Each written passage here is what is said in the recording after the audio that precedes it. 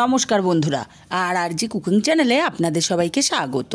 আজকে নিয়ে হাজির হয়ে গেলাম দারুণ হেলদি ও টেস্টি ডিনার বা ব্রেকফাস্ট রেসিপি নিয়ে। তো চলুন শুরু করা যায়। একটা পাত্রে আমি 1.5 বাটি আটা নিয়ে নিলাম।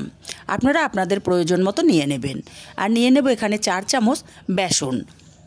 অবশ্যই এখানটা বেসনটা দিলে টেস্টটা খুবই ভালো আসবে। আর 4 চামচ দেব সুজি। সুজির পরিবর্তে আপনারা এখানে চালের গুঁড়োটাও ব্যবহার করতে পারেন। খুব ভালো করে শুকনো উপকরণগুলো মিশিয়ে নেব। তারপর এখানে অল্প অল্প করে জল দিয়ে একটা ব্যাটার রেডি করে নেব। একসাথে বেশি জল ঢেলে দেওয়া যাবে না, অল্প অল্প করে জল দিতে হবে আর গুলে নিতে হবে। অল্প অল্প করে জল দিলে কোনো ডেলা বা লাম্পস থাকবে না। এইভাবে অল্প অল্প জল দিয়ে মিশিয়ে নেব। বন্ধুরা, রেসিপিটা ভালো লাগলে একটা লাইক দিতে কিন্তু ভুলবেন না। ব্যাটারটা আমার রেডি হয়ে গেছে, একেবারে ঘনও না আবার খুব পাতলা না। ঢাকা দিয়ে 5 মিনিট এইভাবে রেখে দেবো সুজিগুলো ফুলে যাওয়ার জন্য। 5 মিনিট পর ঢাকাটা খুলে নিল। এর মধ্যে সুজিটা বেশ ফুলে নরম হয়ে গেছে। আবার একটু নাড়াচাড়া করে দেব। তারপর এখানে দিয়ে দেব বেশ কিছুটা সবজি। আপনাদের হাতের কাছে যে কোনো সবজি থাকলে দিতে পারেন। আমি 2টো টমেটো ছোট ছোট টুকরো করে কেটে নিয়েছি। একটা মিডিয়াম সাইজের পেঁয়াজ কুচি দিয়ে দিলাম।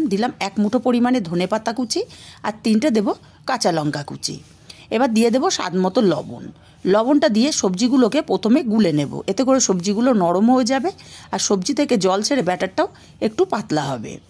এরপরে দেব 1/2 চামচ হলুদ, 1/2 চামচ ঝাল লঙ্কার গুঁড়ো, 1/2 চামচ দেব জিরের গুঁড়ো।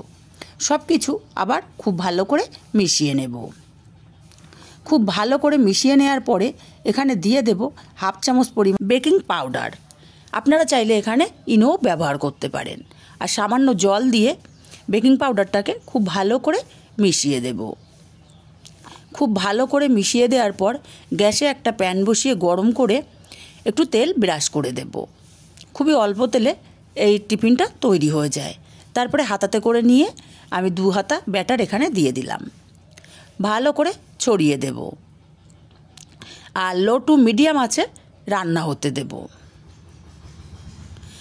ওপরটা যখন শুকনো হয়ে যাবে ওপর থেকেও আবার একটু তেল ব্রাশ করে দিলাম।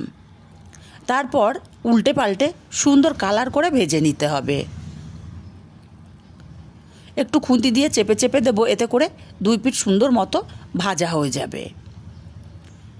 এইভাবে উল্টে পাল্টে সুন্দর একটা কালার করে ভেজে উঠিয়ে নেব। আর একইভাবে সবগুলোকে ভেজে নিয়েছি। রেসিপিটা কেমন লাগলো কমেন্ট করে জানাতে ভুলবেন না।